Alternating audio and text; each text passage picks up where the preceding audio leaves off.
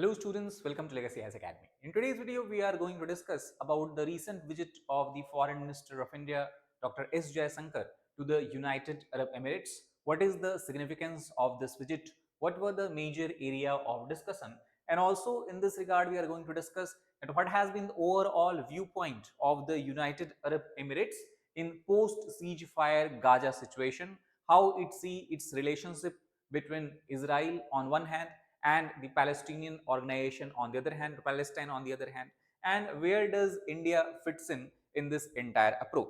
Now, to give you the brief background of this particular topic, the Indo-UAE calendar of diplomatic interactions has been among the most crowded, we can say, in the last 5 years. Basically, it means that the high-level meeting between the delegations, both from Indian side and UAE side, has happened many times in the last 5 years. And if you talk about Dr. S. Jaishankar visit itself, it is the third time since his reappointment as the External Affairs Minister of India in the Modi 3.0 when he has visited the UAE. The last meeting has taken place in the end of January between 27 to 29. Now, during this meeting, External Affairs Minister has held talks with several Emirati leaders, leading from all the way from the President to the Foreign Minister of the Emirate. The Prime Minister Narendra Modi himself has visited the Emirates 7 times during his tenure as the Prime Minister of India. So these high-level visits by both PM and EAM represent how significant India holds UAE as far as its bilateral relationship is concerned. Now, what is the major area around which discussions are going to take place? So, first of all, the major changes that has happened in the recent time in the geopolitics of Middle East is the signing of Israel-Hezbollah ceasefire, and then most importantly, Israel-Hamas ceasefire in the Gaza Strip region. So, ceasefire again, we cannot say with 100% certainty and surety that it is going to be there for a long period of time. So, it is holding what can say in a very tenuous manner. So, in this context, how is the UAE positioned in the crisis? What is its stand? Second is, what are the regional priorities that UAE has basically outlined, especially related to the area of Middle East and the West Asia? How do they tie with India's interest that it has in those regions? And overall, we are going to discuss about the evolution of India UAE ties. Now, if you look at the current regional crisis, United Arab Emirates has taken a stand where it has agreed in principle to help Gaza's post-war administration. That means the Israel-Hamas ceasefire has opened a way where a government, a legitimate government that is desirable and that is willingly accepted by the Gaza people can come and then involve itself in the reconstruction and restructuring of the entire region. Now, it also has prioritized the continuation of diplomatic ties with Israel, something that we see that has not taken place between Iran and Israel. Now, because you know that Iran and Israel do not see to each other with eye to eye. So, in this context, UAE's approach is quite different. It has maintained a diplomatic tie. And why it has maintained the diplomatic ties? The reason is because it is trying to leverage its diplomatic relations with Israel, and then is trying to influence the Israeli leadership for its actions in Palestine. Now, it does not mean that it has condoned or overlooked the Israeli attack that has taken place in the Gaza, at least in last 1.5 years. It has UAE has vocally criticized Israel's action. In this regard, it also has termed Gaza, the Gaza war or the Israel's actions in Gaza as nothing but a genocide. Genocide, we know, it is the selective killing of a large number of people belonging to the same ethnic group. Ethnic group here is represented by the Arab ethnic group, the member of, or we can say, the citizens of Palestine. Second, it also has condemned the collective punishment that Israel has unleashed over the citizens of Gaza after some of the terrorists belonging to the Hamas group entered Israeli territory on the October 7th, 2023, where they have carried out killing of many innocent civilians from the Israeli side, and also took many civilians and Israeli Defense Forces soldiers as their hostages. Some of them have been released after the signing of ceasefire. So obviously the attack by Hamas is condemnable, but also at the same time, UAE has said that the Israel's approach of collective punishment, where it has carried out massive bombardment of the civilian infrastructure even in the Gaza, is something that is not good, or that is something which UAE does not agree with. And third, it also has reiterated its stand many times, both in the bilateral discussion as well as at the international forum, that UAE believes that as long as independent Palestinian state is not created, as long as the people of Palestine do not have their free land to live and roam on, there cannot be any stability in the entire region. The only path to stability stems from the creation of a separate state of Palestine without any direct control of or threat from the Israeli side. So this is the overall UAE's viewpoint as far as the current regional crisis is concerned. Now, as far as the approach of UAE is concerned about, largely it is believed that UAE follows two major approaches. First, it believes that we know that in the case of Palestine, we have two territories, one in the Mediterranean Sea coast, that is the Gaza Strip, and other is the West Bank. So Israel is UAE strongly believes that both should be united under a single legitimate Palestinian authority, because many of the time West Bank is ruled by the Palestinian authorities, while on the other side Gaza is effectively ruled by Hamas and Fatah organization. So that should not happen. Rather, both areas should be run by a single legitimate Palestinian authority. Also, it believes that this authority should be led by an empowered, credible and independent new prime minister, because in the 2024 this we can say Mahmoud Abbas has appointed Mohammad Staye as the Prime Minister of the Palestinian region. But overall, UAE believes that he do not enjoy the support and confidence of the citizens of the Gaza Strip. So overall, it is an effective rejection of the Palestinian Authority in its current form, because UAE does not recognize them as a credible leader or a credible leadership stemming from this fact. So overall, whenever again a new Palestinian government is created, UAE believes that a new leader who is more independent, more credible and popular among the masses should be appointed as a prime minister. Now, also Palestinian Authority on the other hand has said that they reject Emirati presence in the Gaza's post-conflict governance, largely because of the divergence of the view of UAE and Palestine as far as the government is concerned, or the prime minister, appointment of prime minister is concerned.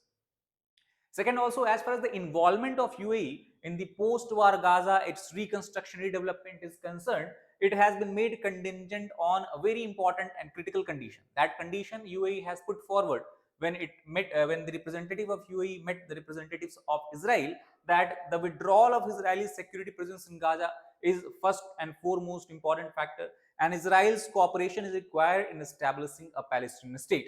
Only if on these 2 points Israel agrees to cooperate with UAE, then there can be some role Emirates can play in the post-war Gaza region. Now also, if you look at Israel itself, it has sought a greater role for the UAE in the Gaza region. Now, what are the UAE's regional priorities?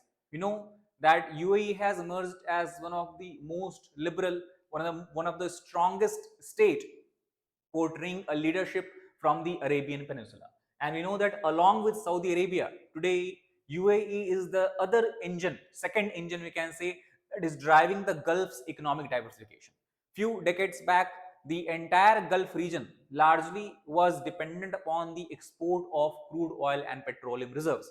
However, today they understand that the world is shifting toward the green energy resources, and that is why if they do not focus on economic diversification, it can create a lot of discontentment among the people in the coming decades when the revenue generated from the oil will decline. And that is how you can see UAE is focused on tourism, where Dubai, Abu Dhabi, all these cities have emerged as a major tourism hotspot where people from all over the country, all over the world are coming there.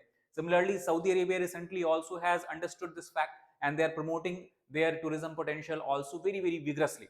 Also, we can say easier access for visa and all this have been made by these countries. So Saudi Arabia and UAE, these are the twin engines that is driving the economic diversification in the Gulf region, which necessitates a push away from what was a situation of a kind of forever war or conflict or tension that these countries have witnessed in the Middle East. And these countries, both Saudi Arabia and UAE, want to bring the entire region or push the entire region toward the path of stability. And it is because of this region we can understand UAE has not broken its ties with Israel. It has maintained a diplomatic relation even after the attack by Israel in the Gaza territory. Now, also the other factors that has played an important role that makes UAE an influential country in the region, and not only in the region but even you can say in the entire world, is today it is the second largest, it is having the second largest sovereign wealth fund, second after China, with a total value of more than $2 trillion, which it is ready for investment wherever the opportunity arises. And many of the investment by the emirate has been made in the India as well, and even in India, Jammu and Kashmir is a region where a lot of investment is being made by the Emirates directly or even by the Emirati businessman. Apart from that, obviously, we know that UAE is the world's 8th largest country in terms of the proven oil reserves. That also make it a very, very important and critical country for ensuring the energy security of the world, especially India, because you know that most of the India's crude oil is imported from outside. Third, competition with Saudi Arabia, and a healthy kind of competition is what we are seeing and witnessing between the UAE and Saudi Arabia, where both have even diverged on many issues. And one example can be nuclear power plant. Now, most of the state belonging to the Gulf Cooperation Council, also called as GCC, they were not in favor of developing nuclear power plant after the Fukushima nuclear disaster that happened in the Japan, and the overall outcome we can say. But UAE has diverged and digressed from the path of GCC countries, and it has even partnered with the South Korea to develop a nuclear power plant called as Baraka power plant. So taking these into consideration, it becomes critical, especially since now UAE will have a nuclear power plant, to ensure security from any kind of external threat. And one of the major threat that is disturbing the peace of the Sunni-led Arab states such as Saudi Arabia and UAE is the Houthi rebels who are operating from the territory of Yemen, the southern part of the Arabian Peninsula.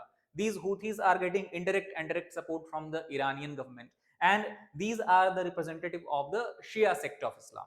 So they have carried out several times strikes to the drones in the UAE territory. So UAE is also focused on ensuring that such threat do not comes in its own, we can say in its own territory, because it will then disturb the economic diversification process. Once UAE start being attacked, or UAE began to get attacked by the Houthi rebels drones, the security will be compromised, the tourists will be scared of going there. So that is why the entire approach of UAE is ensuring a overall peace, and not only peace but lasting peace in the region. Now, if we come to the India-UAE ties, we can see that in the recent times we have seen a significant evolution of the ties between both countries. In this context, when we are talking about the Israel-Palestine issue, both countries agree that the only way to have a lasting peace is to have a two-state solution, that is creation of state of Palestine along with the state of Israel.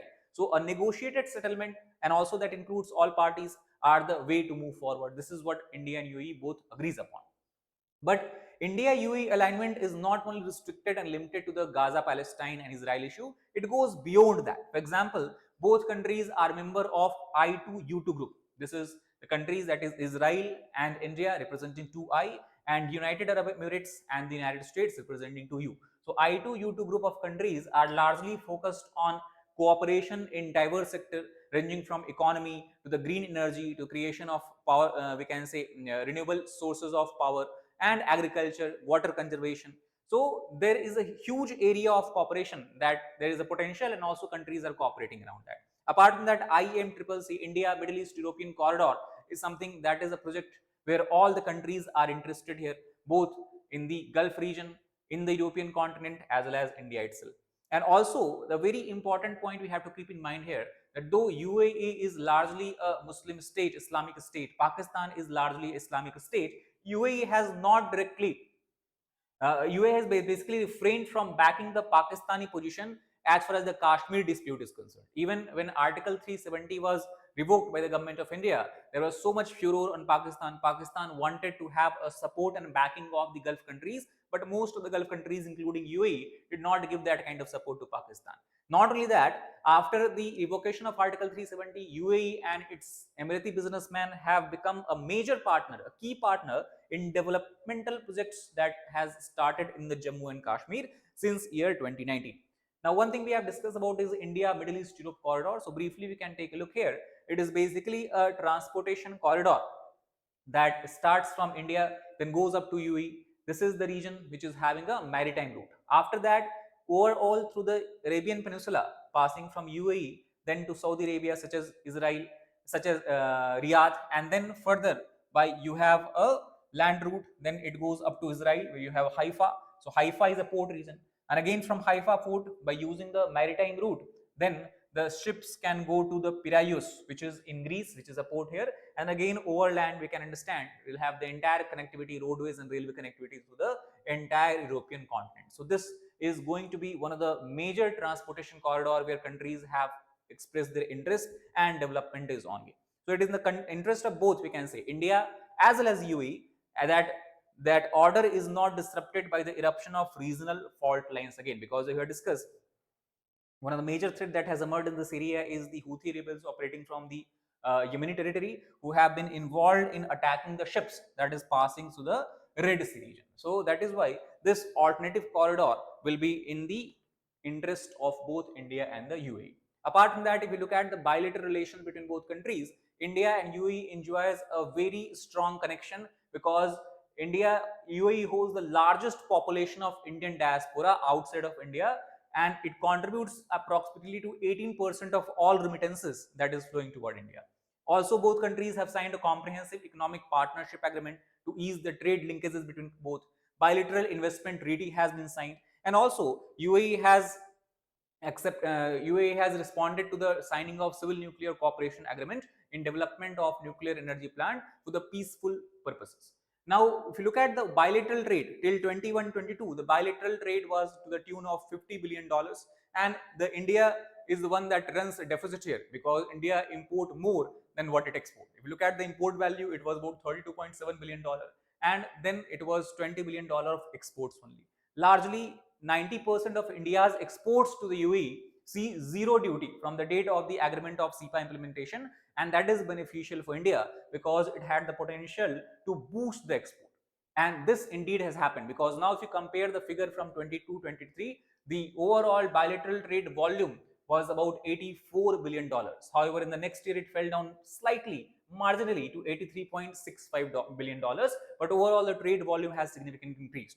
Not only that, both countries have given themselves a target that by the end of 2030, they want to see this figure going beyond $100 billion.